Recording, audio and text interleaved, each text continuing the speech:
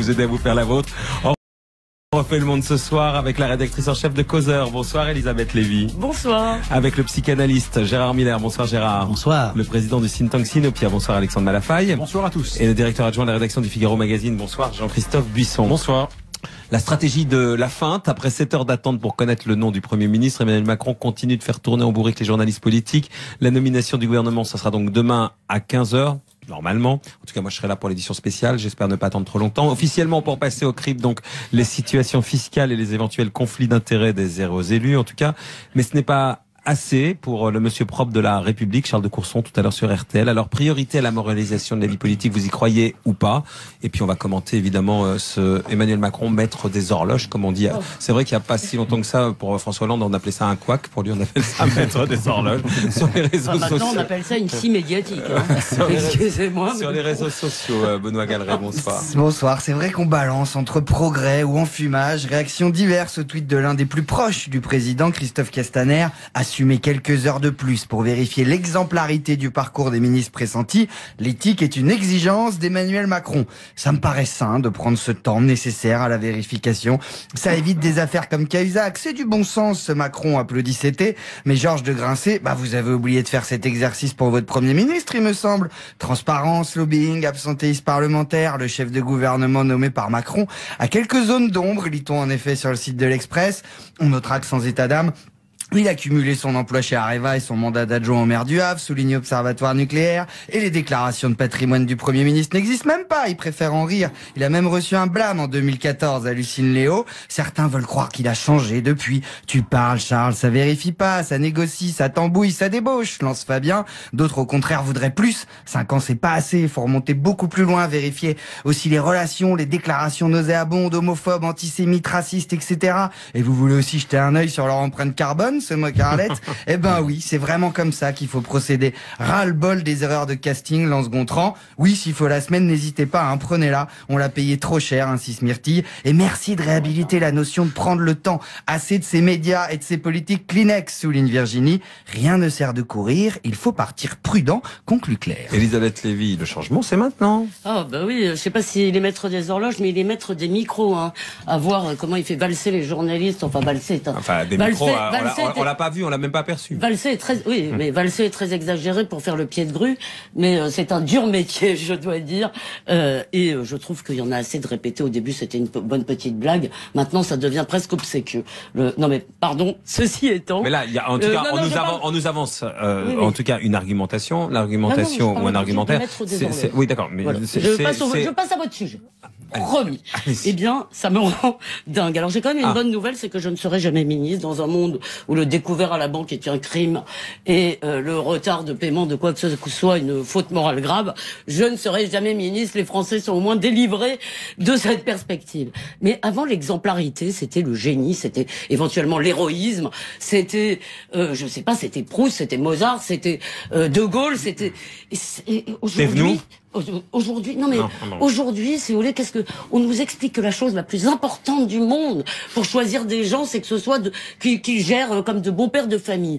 Et non, c'est pas totalement, excusez-moi, c'est pas totalement ce qu'il a dit. C'est qu'il n'est pas truandé à la collectivité. C'est pas totalement la même chose. Non, mais c'est pas tout à fait ça, parce que là, ça devient, si vous voulez, évidemment, ils savent tout le monde est sous surveillance, donc si vous voulez, la vie politique devient d'abord la première chose qu'on fait, la première mesure politique, c'est cette affaire de moralisation à laquelle, en réalité, personne ne peut s'opposer. Vous ne pouvez pas rencontrer quelqu'un dans la rue qui va vous dire « mais non, je m'en fous ».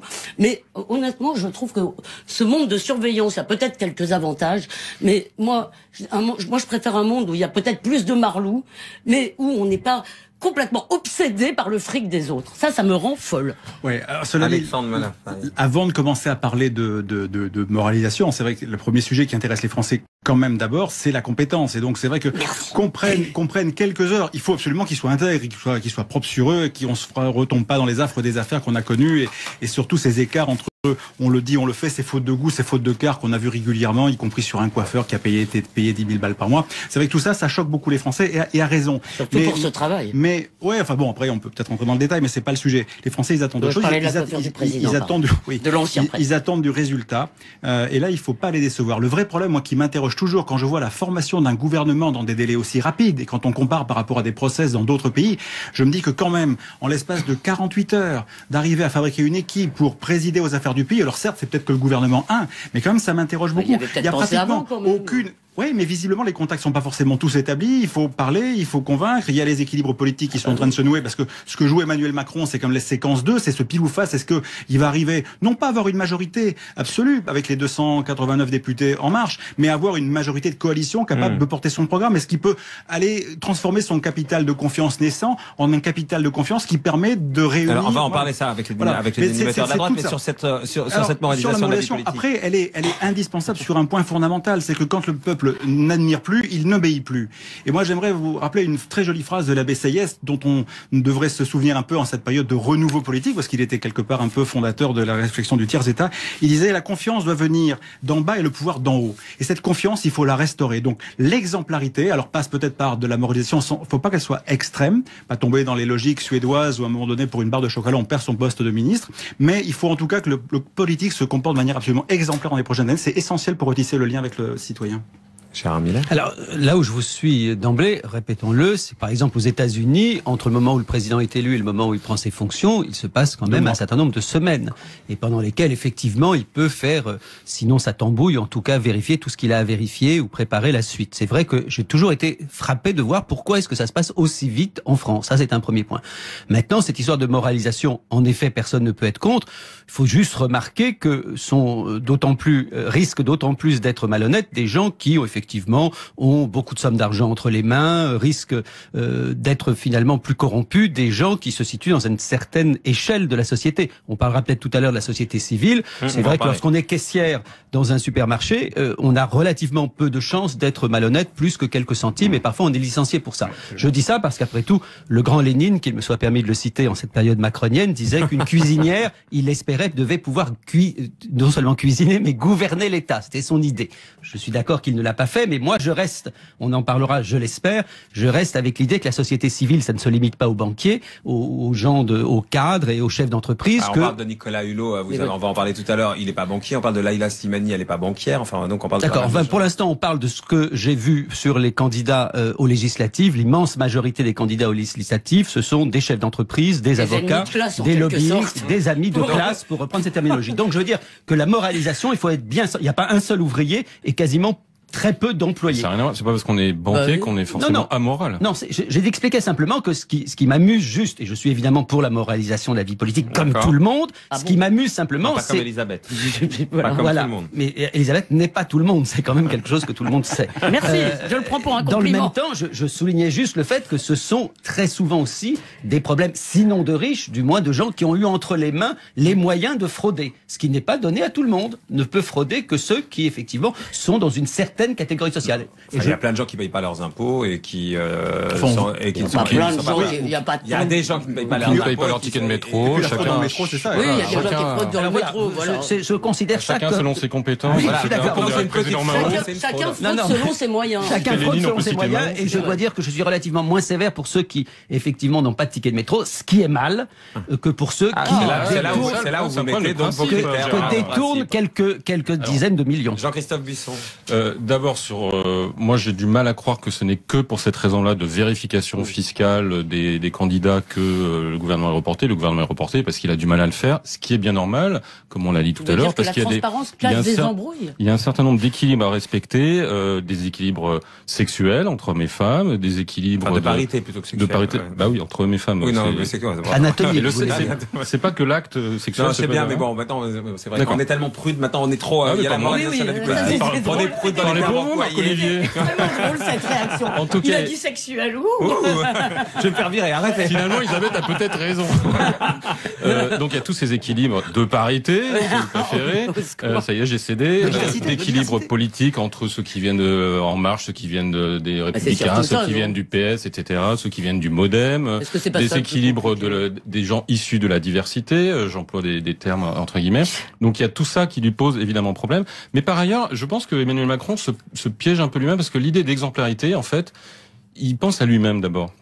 On lui a tellement reproché justement d'être banquier et d'être suspect en tant que banquier, d'avoir manipulé de l'argent de manière bizarre. Et en fait, il renoue. La notion d'exemplarité, elle date de l'Ancien Régime. Et Emmanuel Macron n'est pas avare en symbole d'Ancien Régime. Petite parenthèse, vous avez tous remarqué que lors de son intronisation, en tant que président de la République, ensuite il a serré des mains. Et non seulement il a serré des mains, mais vous savez, il touchait la joue des gens. Il a guéri les écrouelles. Et voilà, exactement. Le roi de France, il guérissait les écrouelles le jour de son sac en touchant les écrouelles. Vous savez, c'est les ganglions qu'on a sous les oreilles.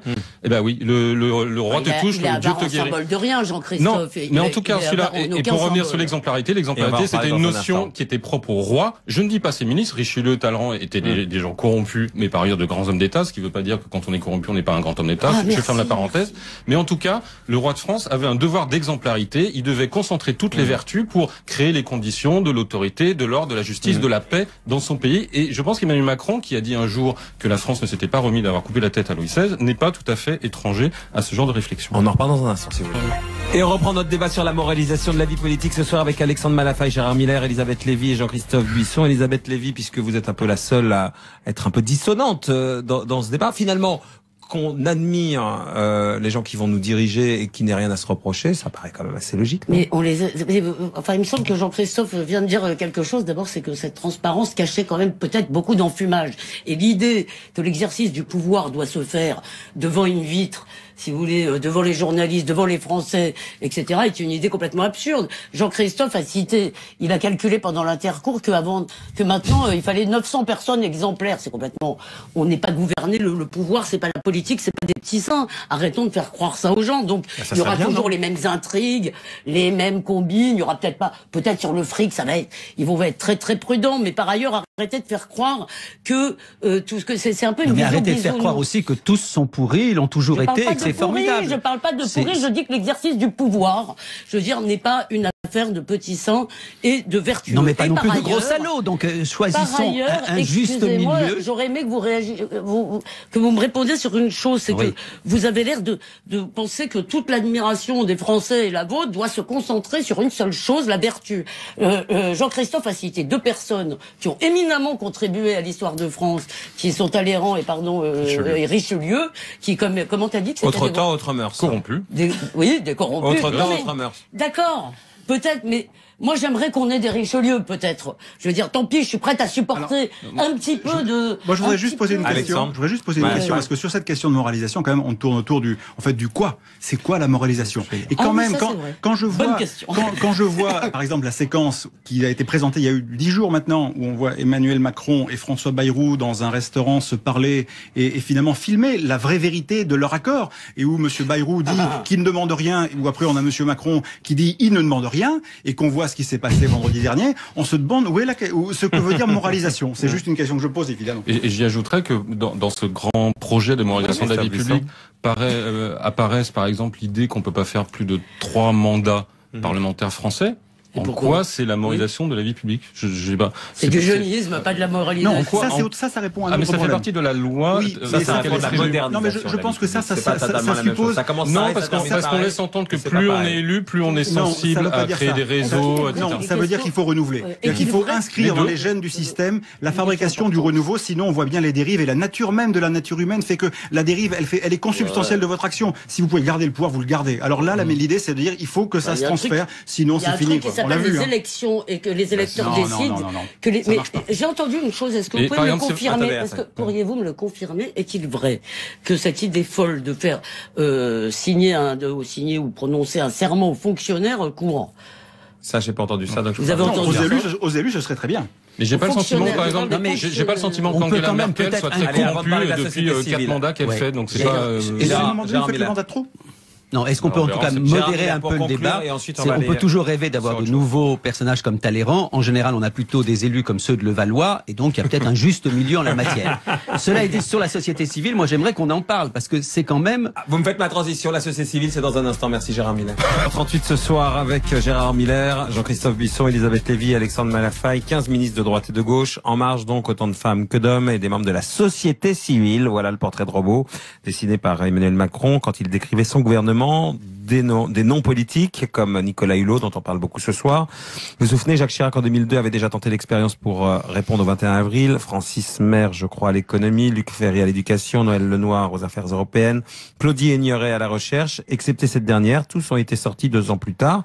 Alors, les ministres de la société civile, la fausse bonne idée sur les réseaux sociaux, Benoît. La société civile de Macron, c'est la République des gens qui vont bien, résume Fabrice Arfi de Mediapart, études sociologiques à l'appui. La bourgeoisie, en fait, soupire PCF Nord et Son, alors que Oli lance bravo, on ne peut gagner qu'avec des winners. Et si ces gens qui vont bien aident un peu les autres, ça ira, sur Ariel. Non, c'est ce qu'on nous vend constamment avec la droite et son principe bidon du ruissellement. Ça fonctionne pas, rétorque Pata. Et il pourrait choisir des chômeurs, 10% des actifs ou des handicapés, 12 millions de personnes qui connaissent bien les problèmes aussi, grince Inès. Oui, si les collaborateurs d'élus, ça compte dans la société civile, c'est à la limite de l'arnaque, s'écrit Jean-Baptiste. On peut aussi voir le verre à moitié plein, plus de femmes, plus de jeunes. C'est un pas vers plus de représentativité, applaudit Leslie. C'est toujours mieux que ces politiciens qui n'ont jamais rien fait de leur vie excepté de la politique, confirme Nico. Et j'aimerais rappeler que les investitures sont sur la base du volontariat, ceci expliquant sans doute cela, note Stéphane. Oui, je pense pas qu'il y ait beaucoup d'ouvriers et d'employés volontaires à participer. Faudrait mieux parler d'aptitude, écrit Pharma. Les gens qui critiquent, vous croyez quoi? Que Mélenchon, il aurait mis une lesbienne noire avec un BEP plomberie? Demande carrément Propos. Sérieusement, il y a combien d'ouvriers sur les listes PS et sur celles de Mélenchon? Vous avez fait un décompte, ceux qui critiquent? Demande Fabien. Et Guillaume conclut en faisant les comptes. Ok, il faut équilibrer entre politique et société civile, gauche et droite, hommes et femmes, jeunes et vieux, entre les régions d'origine. Et si on a du bol, à la fin, on aura aussi un gouvernement compétent. Gérard Ménard, cette société civile, bonne ou mauvaise idée? Alors, je vous mets au défi, Marco, et RTL a certainement les moyens. Je ne sais pas la réponse, mais j'aimerais bien savoir effectivement quelle est l'origine sociale des candidats de Mélenchon. Moi, j'ai intuitivement le sentiment qu'il y aura relativement peu de chefs d'entreprise, de banquiers et d'un certain nombre de dirigeants élevés, mais peut-être que je me trompe, peut-être qu'on va découvrir que dans tous les partis, y compris chez Mélenchon. Je ne le crois pas. Mais j'ai plutôt le sentiment, justement, que cette société civile, c'est quand même une esbrouffe formidable. Ça fait des années, vous avez bien fait de le rappeler, que c'est pas seulement Sarkozy d'ailleurs, ça a été d'autres avant lui et après lui, ont pris de temps en temps quelques personnalités qui représentaient effectivement la dite société civile. La vraie question, c'est quand même une question de classe. Il n'y a pas de doute qu'il ne suffit pas de prendre quelqu'un qui n'a jamais été élu ou qui n'a pas eu la possibilité effectivement de se présenter dans un parti pour considérer qu'on élargit le champ des possibles. Le vrai changement serait en effet quand des gens qui ont des expériences variées, je dis bien variés, seront au gouvernement. J'entendais un patron qui dit « c'est formidable, il y aura quelqu'un du MEDEF vraisemblablement dans le gouvernement, c'est donc quelqu'un qui connaît l'entreprise ». Ben moi j'aimerais effectivement qu'il y ait un patron, ça ne me choque pas, mais qu'il y ait aussi un ouvrier. Vous avez vu la petite présence de Poutou, on peut dire 1000 choses sur Poutou, y compris négatives, la présence d'un vrai ouvrier, d'un mec qui bosse dans l'usine, qui sait ce que c'est effectivement que ce travail accablant de la plupart des gens dans ce pays, parce que c'est quand même la majorité. Mais ça c'est un poste de ministre forcément, ça? Non, je dis pas, je dis en tout cas que lorsqu'on parle d'ouvrir à la société civile, effectivement, je considère qu'il y a énormément d'ouvriers. Là, on parle des ministres ce soir. Mais pourquoi, par exemple, ne considère pas comme une évidence qu'il faut qu'il y ait des syndicalistes ouvriers, des syndicalistes paysans, un certain nombre de gens qui sont sur le terrain? On considère que la société civile... Mais par exemple, on a parlé de Nicole Notat. Est-ce qu'elle coche les cases que vous décrivez? Non, mais écoutez... Non, mais il y a l'idée, dans l'idée de la société civile, à mon avis, il y a une esbrouffe. Je suis en partie assez d'accord avec ce qu'a dit Gérard Miller, et je suis aussi d'accord, ce qui est beaucoup plus historique, avec quelque chose qu'a dit Arfi, c'est un peu chez Macron le parti des gens qui vont bien. La France qui gagne, avec la France qui a gagné, c'est un peu la France qui gagne déjà, si vous voulez. Sans esprit polémique, ce sont un peu les faits. Mais je trouve que c'est une esbrouffe parce qu'en fait, qu'est-ce que c'est effectivement? On va nous sortir, il y aura certainement plus de start-upers et de web designers que de caissières, effectivement. Mais ça, bon... c'est simplement que ça va faire, en tous les cas, pour ceux qui sont des députés, ce sera certainement une partie de la majorité qui va être assez docile. Et ceux qui vont gouverner, c'est pas du tout, à mon avis, la société civile. Ce qu'on voit plutôt se profiler, c'est la prise en main par la haute administration, de façon tout à fait légitime, légale et tout ce que vous voulez. Mais c'est ça qui se profile derrière Macron. Le reste, c'est un peu pour la galerie. On va nous agiter. En face de Malek Bouti, franchement, ils ont mis le patron de la fédération de taekwondo dans l'Essonne. Voilà, ça c'est la société civile. civile. C'est très bien d'être ça. C'est pas très bien de mettre un candidat face à Malek Bouti, à mon avis. Donc, ça, c'est autre chose. Mais c'est une esbrouffe. Ceux qui vont diriger, ça va être la politique. Ensuite, c'est quand même plus, ça va être un peu les vieux briscards. Ils vont avoir comme ça des députés qui peut-être ne vont pas trop les enquiquiner. Sinon, la moyenne d'âge des députés investis, 46 ans. Hein. Oui, 46 ans. c'est ça. La société civile, ça veut dire jeune, forcément. Non, mais vous parliez vieux briscard, donc 46 non, mais ans, briscard de ça la veut dire jeune. politique. Ça fait 48, ça veut dire. Mais Ah, c'est ça, ouais, vous ça pensez va. à Ça va. briscard de la politique. Des gens, je parle des gens qui connaissent la politique. Bon, bah alors, allez-y. Non, je suis un vieux briscard. Je crois qu'en fait, surtout la société civile, c'est une promesse. C'est une promesse parce que finalement, la classe politique a déçu pour de multiples raisons. Elle n'a pas été à la hauteur. On parlait d'exemplarité tout à l'heure. Bon, et donc il y a une recherche d'alternatives. Et donc finalement, autour du mythe de la société civile, il y a une promesse qui est là. Promesse d'une meilleure représentativité, promesse de profil avec d'autres expériences, des gens qui ne sont pas des énarques. Et c'est vrai que quelque part, si on avait, il y en aura plein d'énarques. Oui, il y en aura plein. On est bien d'accord là-dessus. Mais ce qui est vrai, c'est que si demain on avait des chefs d'entreprise, par exemple, ou des gens qui sont habitués à être des administrateurs d'une société, eh bien, ils seraient vraiment dans le rôle du politique. C'est-à-dire celle qui consiste à avoir d'un côté le maître de l'œuvre et de l'autre côté le maître de l'ouvrage, comme sur un chantier. Il y a l'ouvrier et il y a celui qui fait les plans. Ça, c'est le maître de l'œuvre, et puis il y a le maître de l'ouvrage qui est le propriétaire du bâtiment. Et il y a une vraie répartition des rôles par rapport à ça. Et cette répartition des rôles, elle mérite d'être revisitée. Et je pense que la société civile pourrait, en théorie, apporter une valeur ajoutée sur cette redéfinition des pouvoirs et des missions du rôle politique qui est un peu confuse, parce que c'est vrai qu'avec ce gouvernement d'énarques, on risque d'avoir un gouvernement qui dirige l'administration. Et ce gouvernement d'énarques, on le connaît pas encore. Non, mais attendez une seconde. À mon avis, c'est ça qu'on va avoir. Mais non, à votre avis, attendez demain 15h, on en sait rien. Ça sera pas ça, puisqu'il a fait la promesse qu'il y aurait la moitié issue de la société civile. Si on parle du gouvernement, puisque oui, exactement. Moi, j'aime beaucoup l'ENA, je veux dire ici, solennellement. De même que Gérard est obsédé par la lutte des classes, moi je suis un peu obsédé par la monarchie. Richelieu était issu de la société civile. Si vous allez par là, il venait d'un milieu, vous avez dit qu'il faut la diversité. C'était un prélat, c'était un homme de Dieu, et il a gouverné la France. Un homme de Dieu, n'exagérons rien. Bah si. Oui. Bah oui, pardon aussi. Officiellement, je veux dire. Bah oui, il n'était pas obsédé par la religion, je dirais. Non, mais c'est un homme, c'est un prélat. Je veux dire, c'est pas tout à fait un homme politique qui a fait Sciences Po ou l'ENA, Richelieu.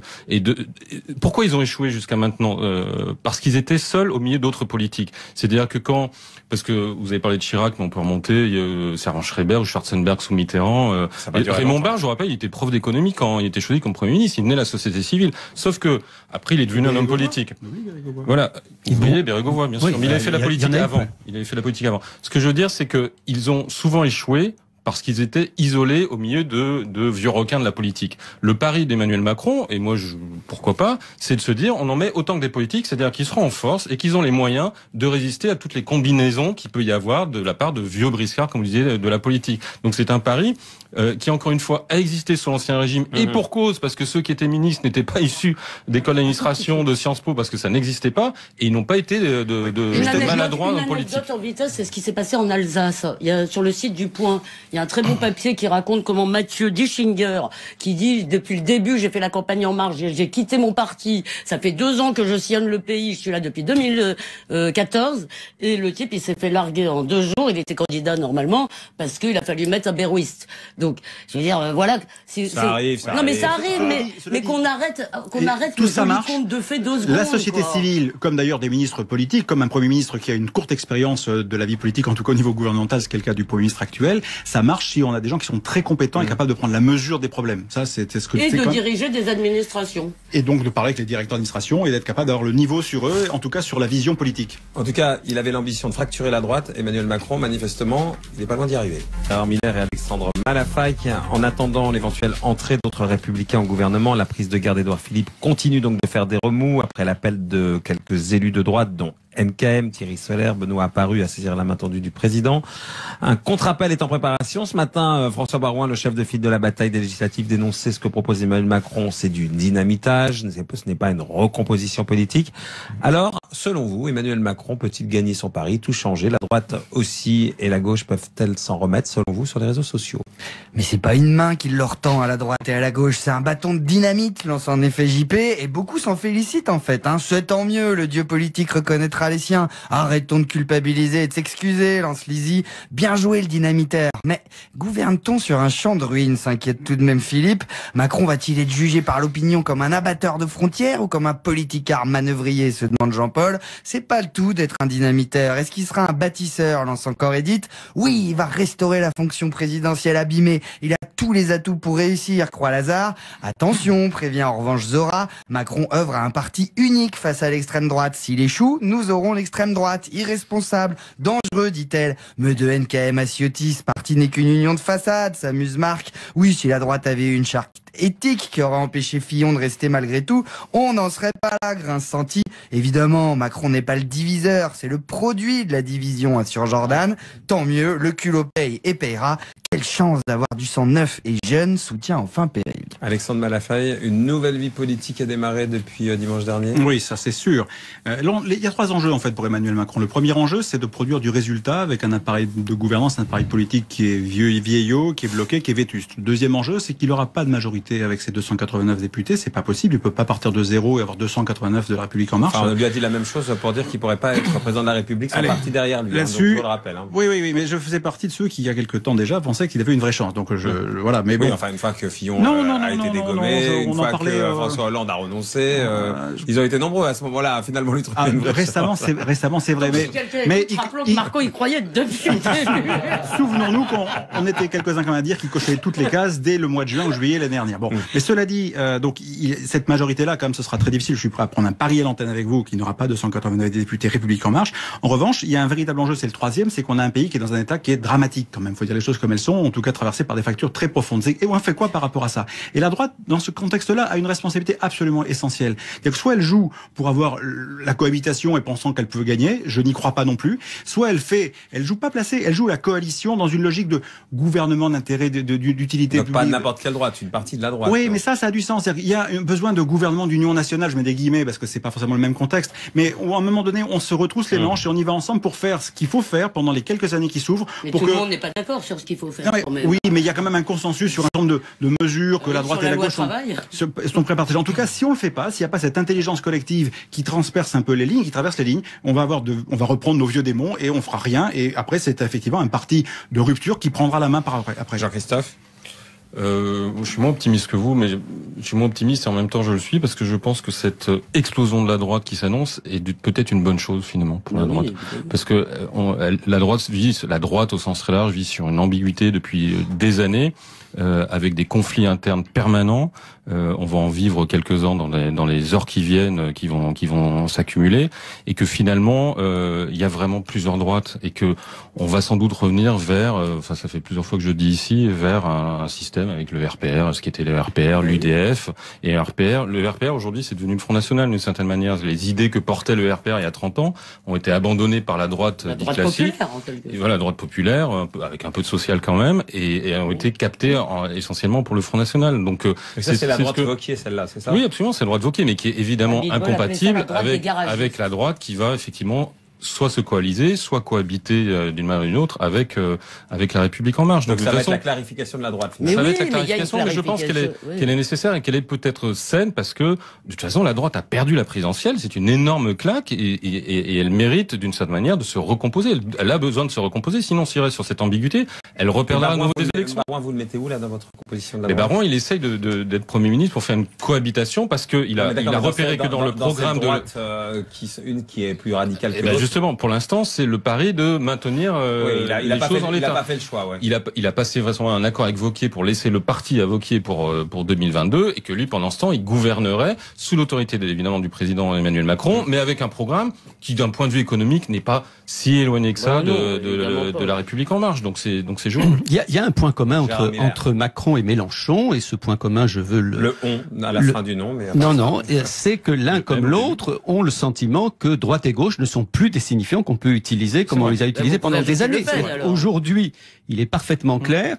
qu'un certain nombre de gens appelés de gauche sont franchement de droite et que c'est plutôt quand même de ce côté-là, vers la droite, que les choses sont en train de basculer pour une partie, disons, des gouvernementaux. Donc ça, c'est un point très positif. Moi, je pense que de plus en plus, il faut qu'on abandonne gauche-droite. C'est désolant pour l'homme de gauche que j'ai toujours été. Progressiste, conservateur. Non, je pense qu'il faut trouver un autre terme parce que progressiste renvoie à toute une série de points communs qu'on peut avoir quand on est aussi bien mélenchonien que macroniste ou que juppéiste, par exemple antiraciste, anti-homophobe. Il y a plein de points communs entre ces différentes sensibilités, mais sur le plan économique, c'est quand même là que les choses se jouent. D'ailleurs, comme je suis égal à Fillon, c'est-à-dire que j'ai mon portable sous les yeux, j'ai reçu déjà plein de textos pour me signaler que, par exemple, Mélenchon avait investi des chômeurs, des syndicalistes et des chômeurs. Ben moi, j'attends effectivement qu'on considère que quelqu'un qui est chômeur, c'est-à-dire qui a subi de plein fouet la crise économique, puisse parfaitement participer au gouvernement d'un pays. La question, c'est est-ce que c'est dans des circonscriptions gagnables ou si c'est juste pour... ça, c'est une autre question. On va pas rentrer dans le détail. Mais en tout cas, je préfère un parti qui effectivement investit des chômeurs que des banquiers. Ça, c'est mon goût personnel. Cela étant, si c'est pour qu'ils perdent, ça ne sert à rien. Cela étant, peut-être qu'il y aura une majorité mélenchonienne, on ne sait pas. Cela étant, je suis quand même pour qu'on trouve d'autres termes, effectivement, pour caractériser, effectivement, droite et gauche. Elisabeth Lévy. Alors je ne sais pas si c'est lui le dynamiteur ou si c'est pas plutôt l'organisateur, s'il ne feint pas d'être l'organisateur de mystères qui l'ont précédé en quelque sorte, parce que je pense que le délitement de la droite, Jean-Christophe en a parlé. Pardon, ça veut dire quoi Ça veut dire 1 minute. Ah mais d'accord. Quand je fais ça fait 1 minute. J'ai pas vu que c'était le délitement de la droite. Oui, le ça veut dire que c'était super, donc vous n'avez pas encore commencé à parler, donc ça voulait dire juste 1 minute.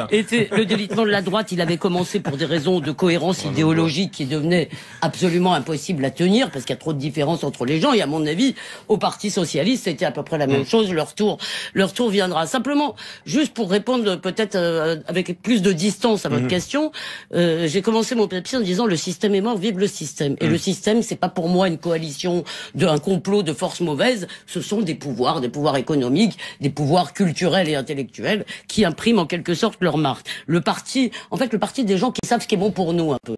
Et il me semble que Macron a réussi ce tour de force, il est un enfant de ce système, et il va le dynamiter pour le régénérer, pour le sauver. Parce qu'il lui donne une cohérence idéologique et il lui donne une sociologie. Je finis en disant à Gérard Miller, il me semble qu'il y a autour de Macron en Constitution ce qu'on appelle vraiment une classe sociale avec ce qui va avec. Voilà, c'est-à-dire la conscience de classe, etc. Et on verra demain donc quel sera son nouveau gouvernement, puisque je vous le rappelle, il l'annoncera à 15h, en tout cas le secrétaire général de l'Élysée sur le perron, donc Alexis Collère le fera.